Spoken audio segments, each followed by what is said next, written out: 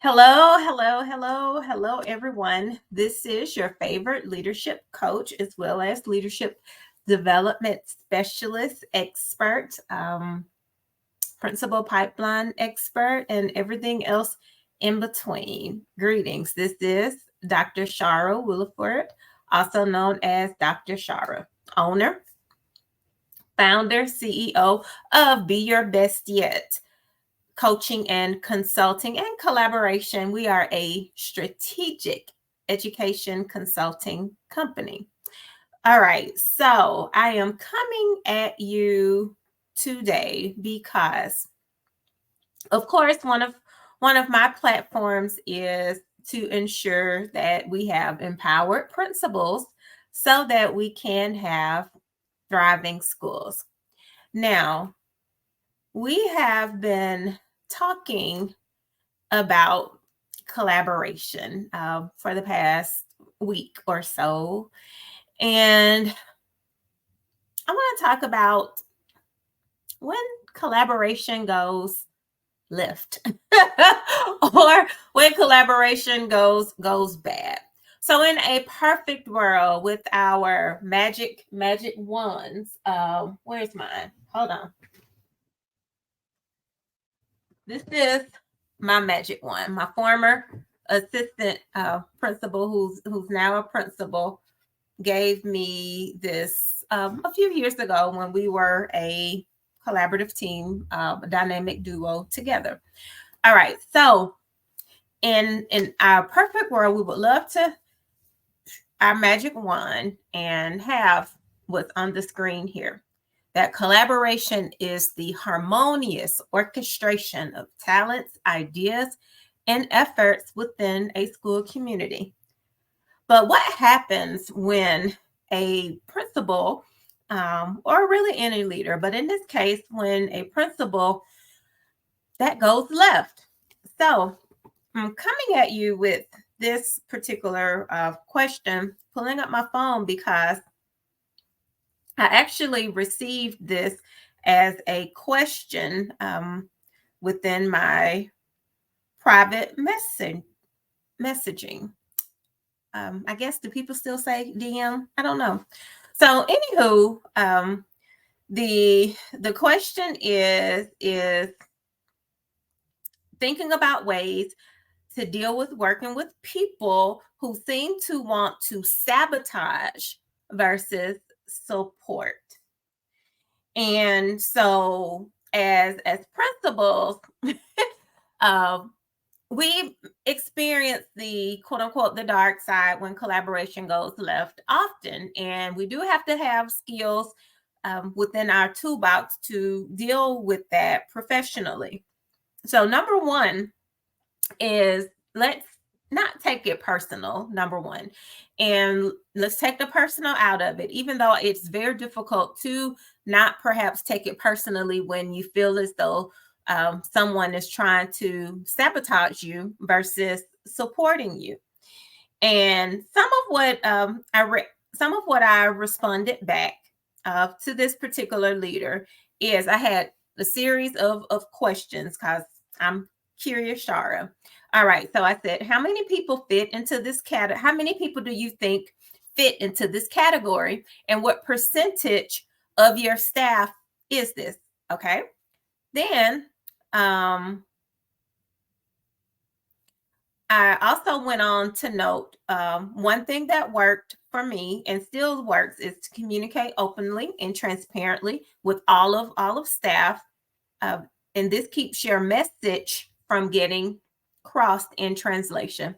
So what I mean by that is sometimes when you feel as though you have people trying to sabotage versus support you, sometimes they have lack of clarity and your messaging may be getting lost. So that means if you try to communicate openly and transparently and explain the why, people may not always agree, but they can't say that they did not know and that they did not understand the why behind initiatives or just how you're moving as a leader. Last, and then I also said, also continue to build a critical mass on your staff that support. highlight and recognize teamwork and collaboration, etc. So what this means is just that. So when you think about building that critical mass, that's thinking about those people that are supporting. And very similarly to being like, in the classroom, when we were all classroom teachers, at some point you can spend all of your time on the one or two, and I just think behavior problems of those one or two behaviors, versus you have a critical mass in your class that typically do what you want them to do, that support. And yeah, it's the same way with the staffs that we have as well. And again, recognize and highlight what we want: teamwork, collaboration, support, um, thinking about the school goals and targets, highlighting and accentuating those things. And then I said, this was a very quick response. Let's set up a time to talk, so that we can, really talk more contextually about what's really going on at the school. And I left it at that. So one recommendation that I gave to this particular leader, hopefully you can see this book. Oh, here we go. This is an oldie but goodie. This is Transforming School Culture. It's by Anthony Muhammad.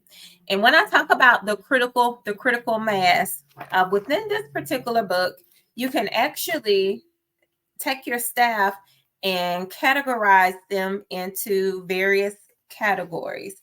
That's the fundamentalists, the survivors, the tweeners, and the believers. Because sometimes you may find that it's not a critical mass that's trying to sabotage you. It might be one or two or three or four or whatever that percentage may be. And then from there, when you think about it, you have to think about why. What is it? Do they lack? Another beautiful book that I love, Clarity First. Do they lack clarity? Do they not understand the focus where you're leading them as a school leader?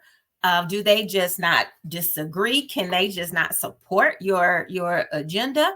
And sometimes we have to have those critical conversations with people to say, hey, this is where we're going.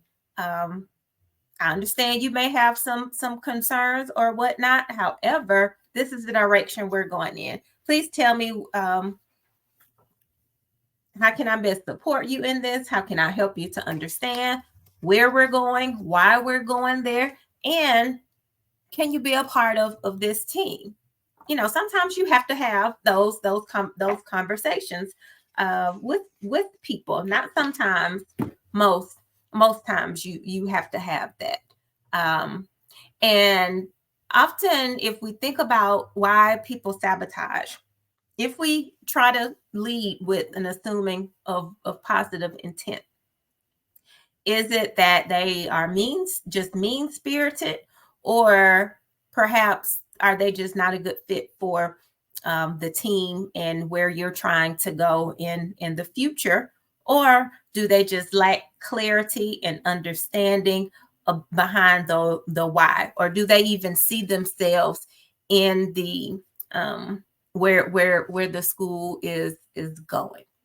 So hopefully this has helped some of you that may be experiencing the dark side of collaboration, when you're feeling like people are trying to sabotage you, because it is real. And I guarantee as a leader, we will all, if you have not experienced what it feels to go through sabotage, I guarantee that it will happen to you.